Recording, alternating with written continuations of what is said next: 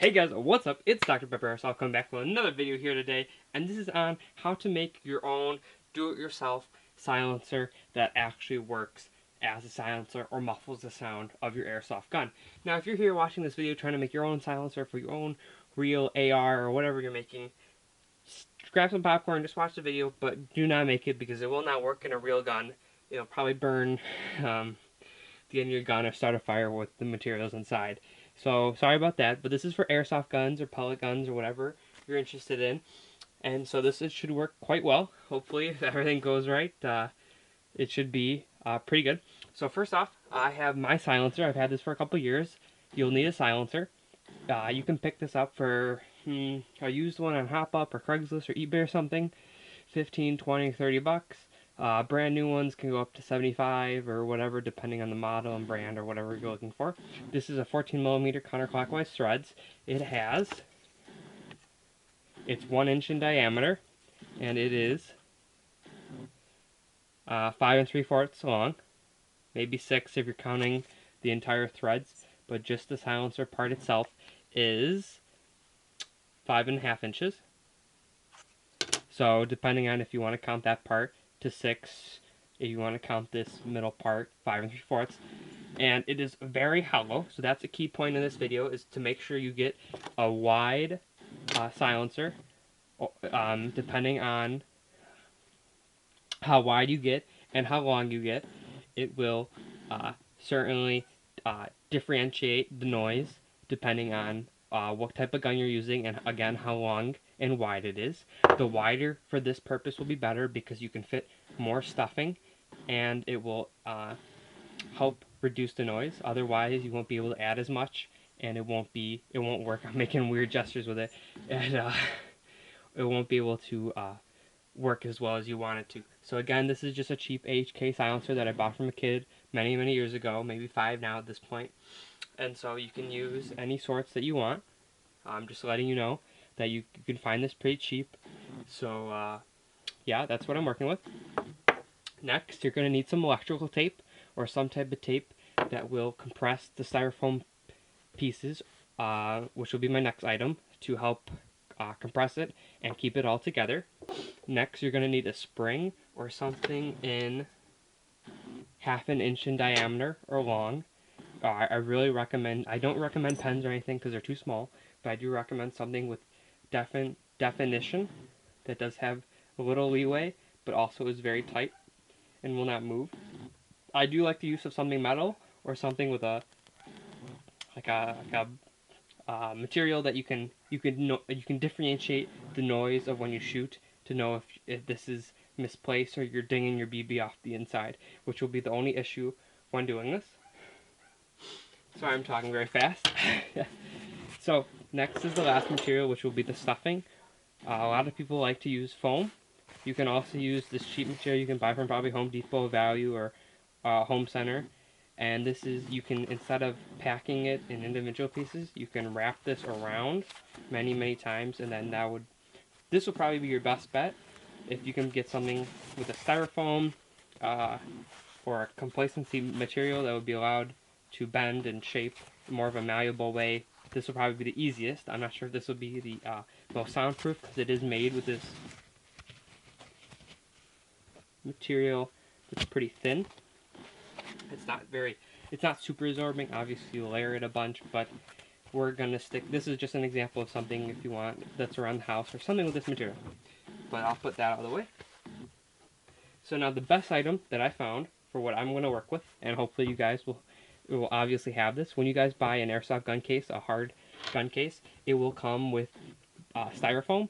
More expensive ones or certain brands that you do buy will come with the pluckable insides that you will pluck out and shape to your gun or mold to your gun, and then you just have these random pieces laying around, which are nice. Like obviously I have all mine that I kept just in case if I wanted to put it back in to resell or to reshape or whatever, but I don't think I'm really going to be doing that, so I'm going to bite the bullet. I'm just going to use this stuff because this stuff works really well, and I'm not using a ton for this purpose.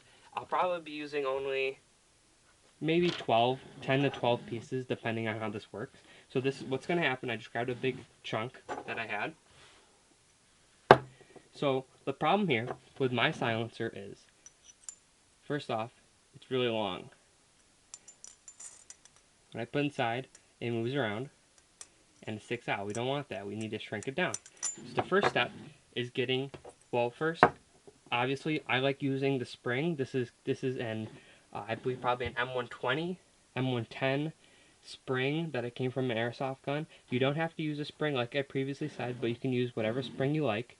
And to do so, it works wonderful because if you put it down your barrel and you seat it correctly, right inside my thread adapter or whatever, this little ring that comes off, it seats perfectly well and it will not move around, besides obviously the spring part. But this part here, there is no give, so that's perfect for what I want to do. As you can see, it is a perfect shot down. It's not blocking anything, it is not ruining anything, if I can get it. So it is a perfect thing to use, but obviously it sticks out. So you guys can pick these up for maybe 10, 5, 10, 15 bucks. You might have a crappy gun or a broken gun or just parts in general. Just take one of these springs and pop it down, and then use some shears and cut it to fit, depending on how long or wide your silencer is. And then we're going to take these packing plants. I'll show you in a minute. Once I get this cut, I'll be right back. Alright guys, so I'm back.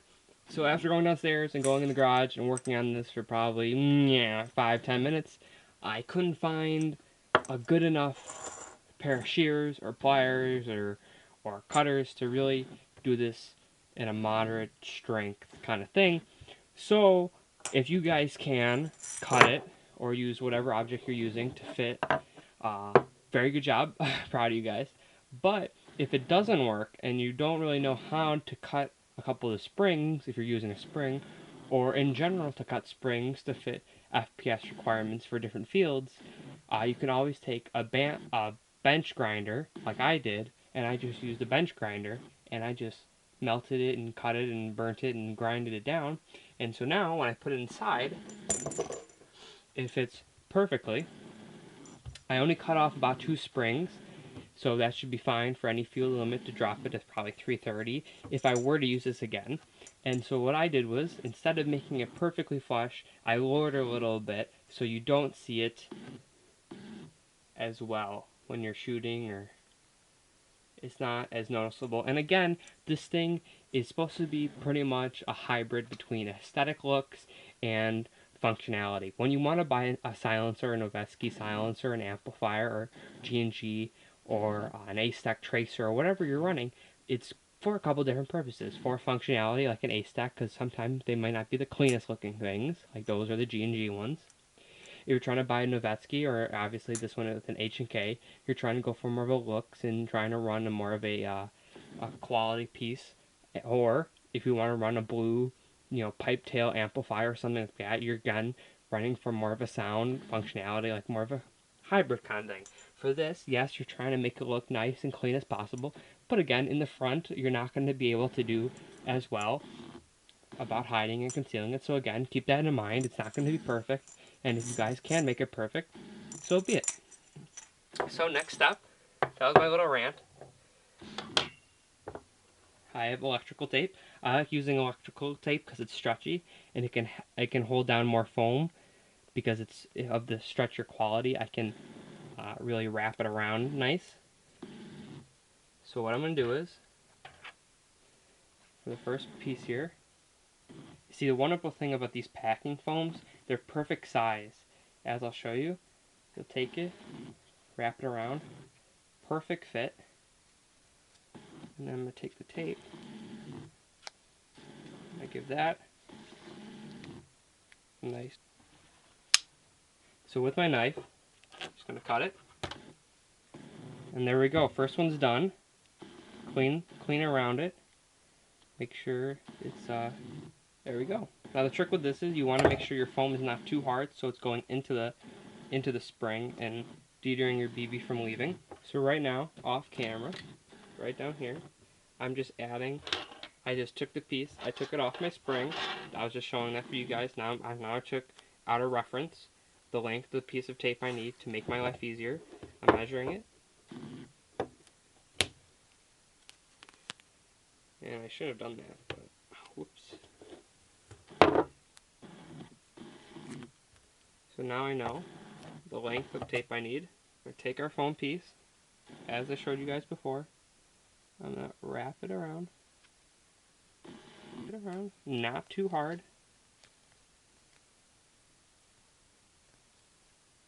There we go. Now you can probably take a pen or a pencil and jam it down a bunch, spacing out the foam. But obviously this is just a mock run, mock trial, see how we do. Now what I'm going to do is, now I know where I taped it here, I don't want to keep taping in the same direction because it's going to mend over because of how wide it is. It's not perfect in size, but it's pretty good. So I'm just going to move it over to a different location. Grab a piece of tape. Make sure everything's good.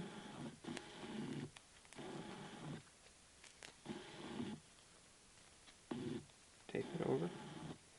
Everything looks... And obviously it's going to look pretty janky right now, but it will get better. Now keep taking your packing foam, or if you guys are using the other foam, it'll be a lot quicker than this. So guys, it's a really quite simple process. Again, as I showed you before, you just kind of scrunch it down to fit the inside of your barrel, and then you wrap it around.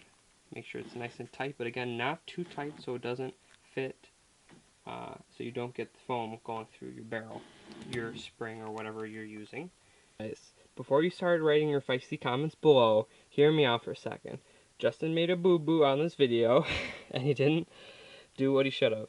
So, if you're having problems with the foam, with whatever you're using, going inside the spring, or going near it, or touching, or not working, you're going to want to take your spring, or your wide diameter object, and just cover it in some electrical tape, or duct tape. Duct tape works best. 3 pieces in length work best for me for duct tape. And if the styrofoam pieces you're using, or whatever you're using, is too big, obviously, just cut it. I cut mine down a little bit, and now they fit perfectly, and it's not even that snug, so it fits perfect. So if you guys have any problems like that, just cut your foam pieces down a little bit, and cover your spring in tape so the foam is not sticking through. And now, go to the next clip of it working, hopefully. Alright guys, so here's the shooting of it. I'm going to do it a couple different ways. So you've seen all the footage of me making it. I'm going to shoot it. No attachments, just the end of the barrel. Dry fire it. Hopefully you guys can hear it. I know my microphone gets weird sometimes, but...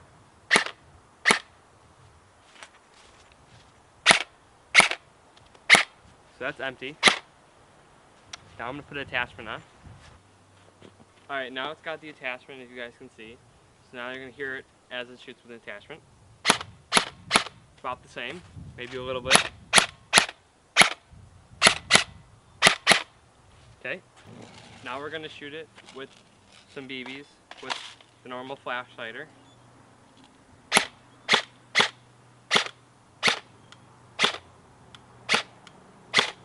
Okay, with the flash hider it sounds generic, maybe a little bit deeper in sounding. Without the flash hider shooting,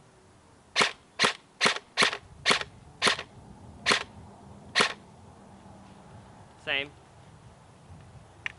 Now again, as I said before, depending on your silencer, how wide it is, the material, aluminum or polycarbonate or whatever it's made out of, depending, or just generic metal, it's going to sound different in how thick it is. This is a pretty thin, hollow silencer. Size also matters.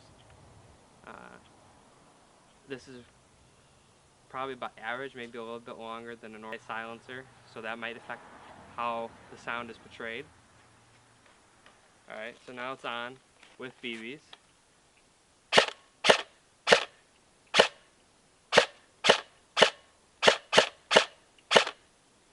So it sounds a little bit deeper. And I know with my Polarstar it's a lot thuddier of a sound. We're going to try it empty. It's a lot deeper and hollower, like a lot more poppy.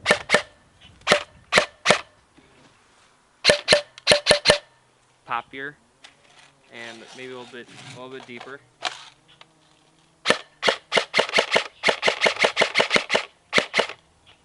Alright, so that's it with it, and now I'm going to go get everything set up, and I'll show you it with it sounding with the silencer. This is the first test.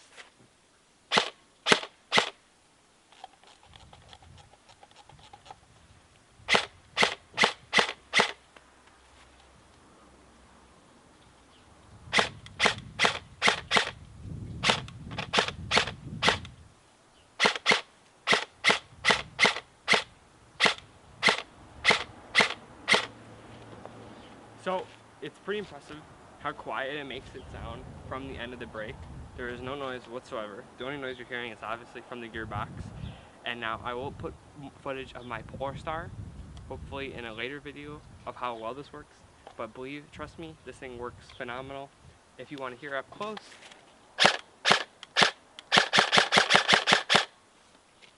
it's shooting very accurate. If you want to give it here,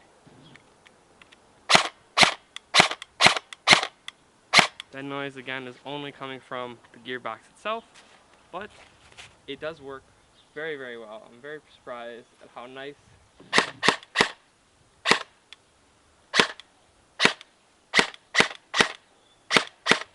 there's no noise coming whatsoever from the silencer, and I just wish that you guys would be able to hear it a lot better through the Polarstar, which is very, very quiet, and it'll give it absolutely no noise whatsoever. But obviously I'm out of air, so I can't show you guys that footage right now, but hopefully in a later airsoft video from gameplay or whatnot with my tanks filled, you can be able to hear the awesome sound coming from the silencer that actually works. But do trust me, give it a shot, and if it doesn't work,